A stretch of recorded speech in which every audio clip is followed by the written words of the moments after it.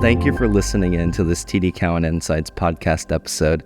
We're recording live at our 10th annual Future of the Consumer Conference in New York City. My name is Oliver Chen. I'm TD Cowen's retail, new platforms, and luxury analyst. I'm excited to host Jesse Timmermans today. He's the CFO of Revolve. Jesse has served as Revolve CFO since February 2017, following his tenure at CFO at Jobalign prior and Blue Nile as well. Jesse, thanks for coming here. Yeah, thanks for having us, Oliver. It's a pleasure. Great to be here. So for those less familiar with the Revolve story, help us frame how Revolve is differentiated versus peers. What are your core competencies?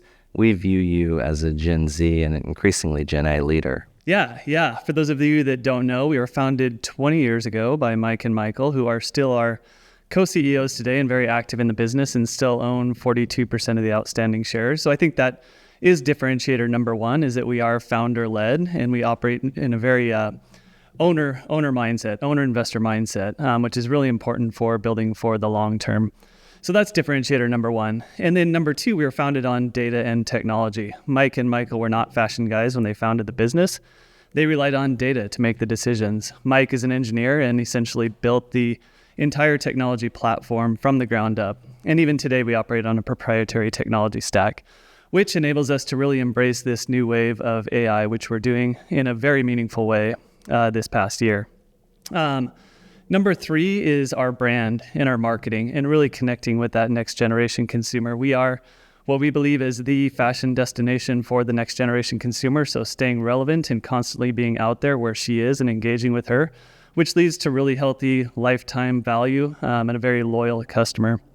And then number four is operating very profitably over the past 20 years, not only growing, but growing profitably and building a very strong balance sheet with over $300 million in cash today, which enables us to be on the offensive when others are playing defense. So how do I get tickets to the Revolve Music Festival? Analyst not allowed. What? Are you kidding me? Maybe you. We need because you're pretty cool. to think about that strategy. So I'll dive into what you just mentioned, AI. We think one of the key pillars here is Revolve's proprietary technology. What's happening with AI? What are your latest innovations and what's your approach here? Yeah. Like I said, we were founded on data and technology and operate on a homegrown technology stack. And even before AI, we are leveraging machine learning and various technologies. So set up very well for this AI movement. So over the past year, we've really leveraged AI. It really started with the front end and the customer experience and the website. So just a few examples, and I could go on. We could take the whole podcast on examples of leveraging AI. Next time, please. We'll do that.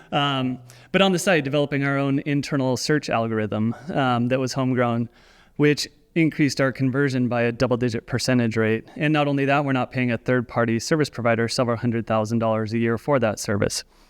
And then other things on the site like visual or virtual try-on technology, and then most recently a AI generative Q&A function. So just a few examples on the customer experience in the site. And then on the midstream, using it in marketing to expand the reach in one of our largest marketing channels.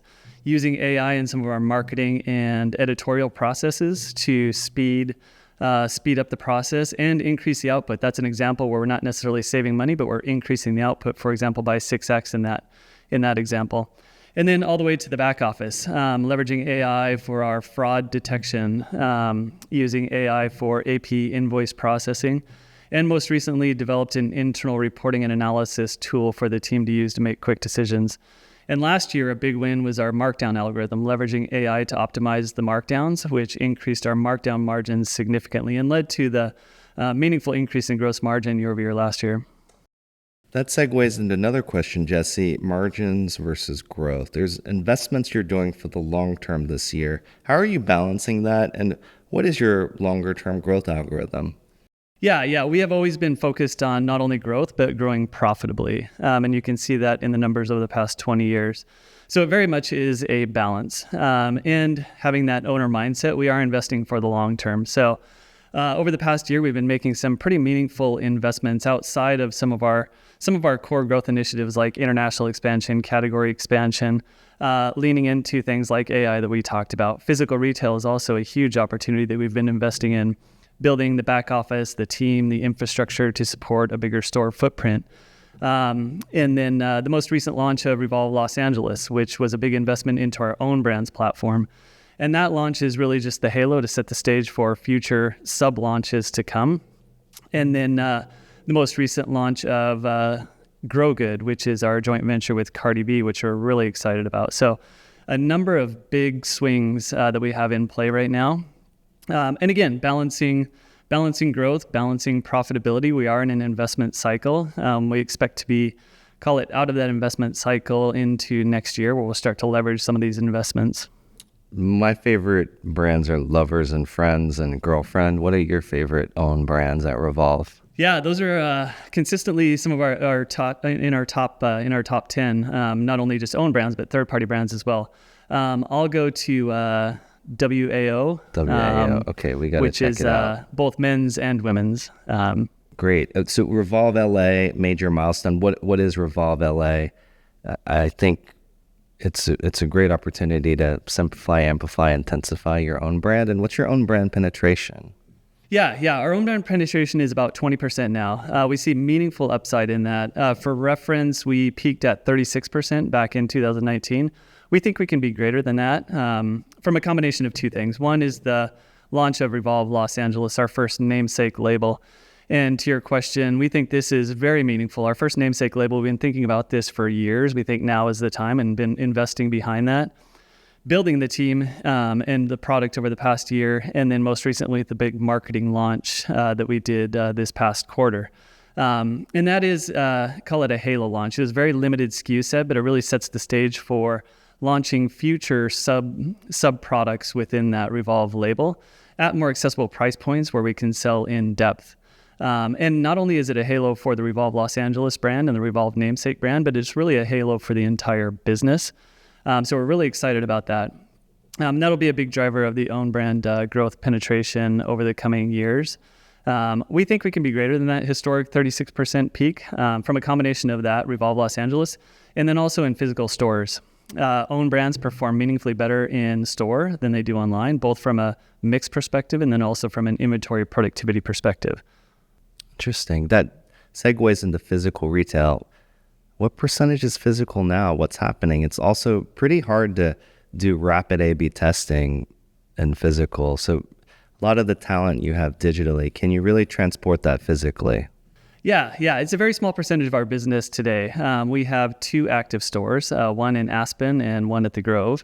And we are soon opening a store at Aventura in Miami, which we're really excited about.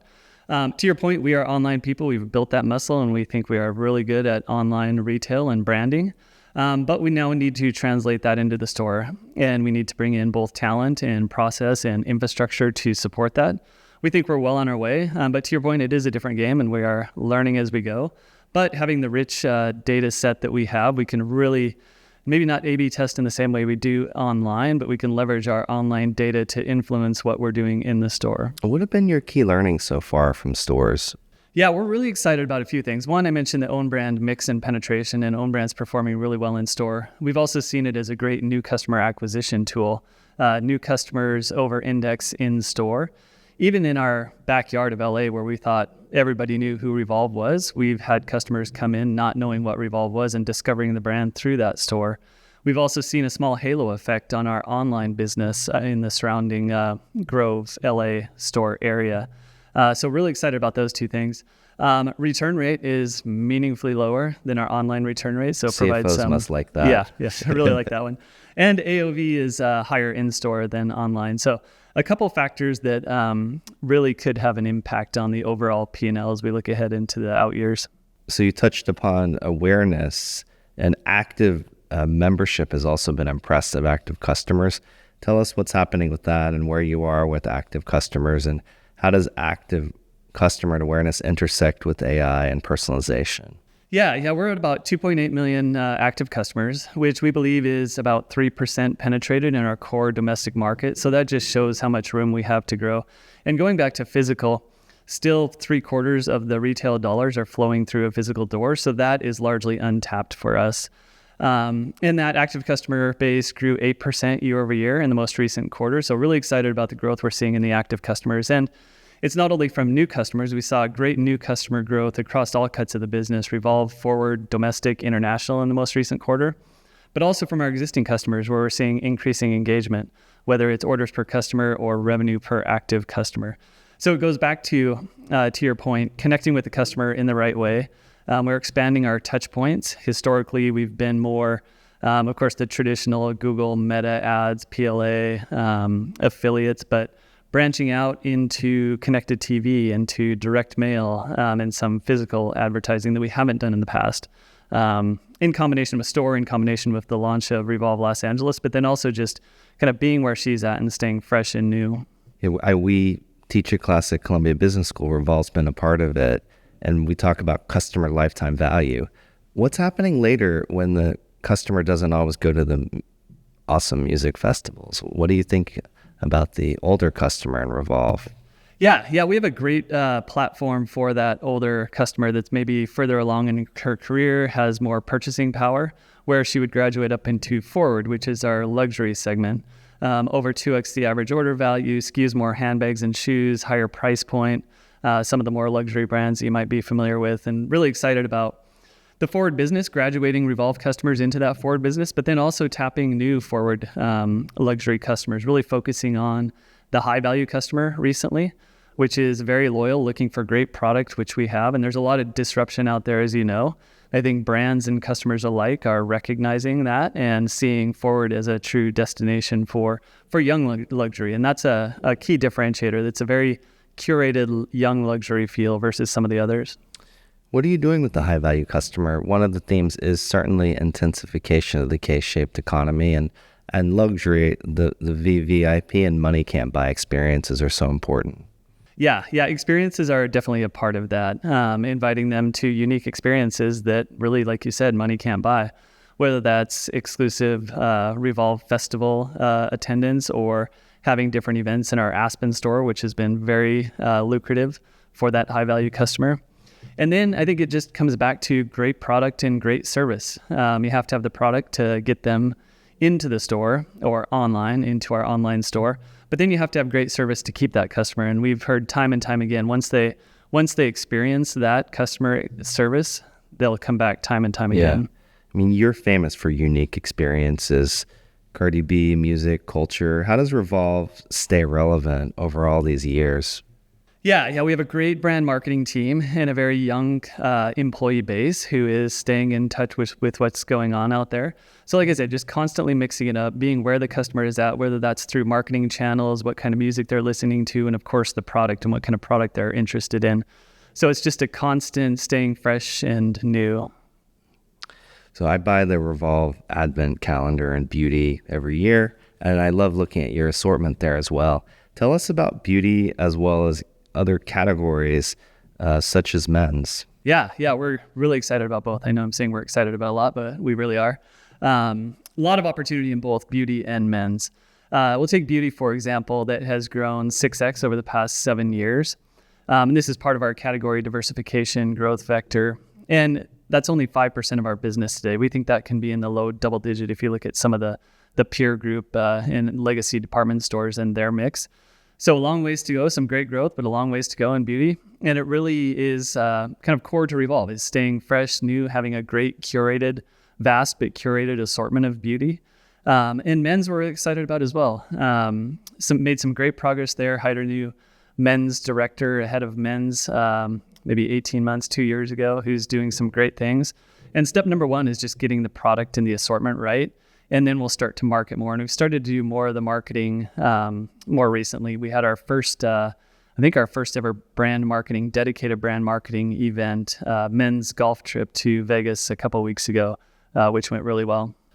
Okay, great. We need a men's event and a beauty event with you. And everybody listening to this will certainly be interested in coming. Jesse, do you prefer one over another because of margins when you think about categories? Don't you want to be all own brands because it's the best margins? Yeah. No, I think definitely want to be higher on own brand mix because of the margin. The margin is great. And not just the margin, but the exclusivity of the product and how we're able to market that product and keep that customer. But there has to be a good assortment. And third-party brands are very important to the mix. I don't think we'll ever be 100% own brand because you need that third party to draw in the customer to have that vast assortment that we have.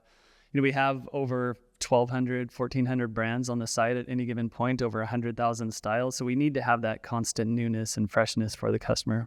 That segues into inventory management. It's been the most challenging time ever for so many reasons. What's the state of your inventory? How are you thinking about turns? Yeah, we feel good about inventory right now. It's been healthy over the past year, generally in line or lower growth than the overall sales growth. Turns are healthy. And that's across both segments, and that's important, both Revolve and Forward. Forward inventory generally takes longer to work through if you're in an over inventory position. So to have Forward in a good place feels really good. Yeah, really different dynamics there. Last question, what keeps you up at night? What are your biggest priorities over the next 1 to 2 years? And how has your answer changed since the last time we spoke? Yeah, I don't remember what I said the last time we spoke, which is probably about a year ago, but I'm guessing it was probably something related to tariffs, which definitely kept me up most of 2025. But really happy with how we mitigated the tariff situation, and hopefully that is, for the most part, behind us.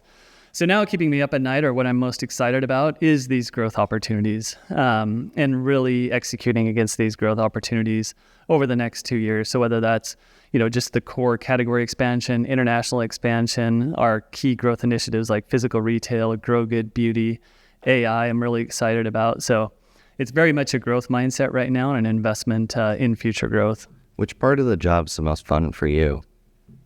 Good question. I think it's being in the office. In addition to talking to me. Yeah. Going to conferences, Yes. yours especially. Yeah. Festival is always a highlight of the year. Which part of the festival?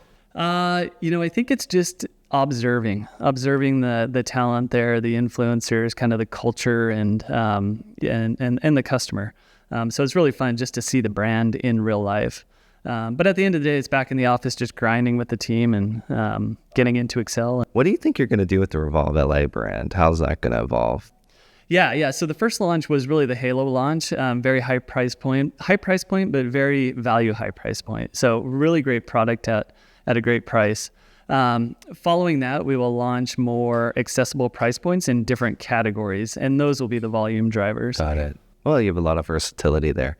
Well, Jesse, thanks for briefing us on what's happening. There's so much happening. Magic plus logic, the evolution of digital and the physical, and this portfolio of brands which continues to impress. Thanks for joining us. Yeah, thanks for having me. Good to see you.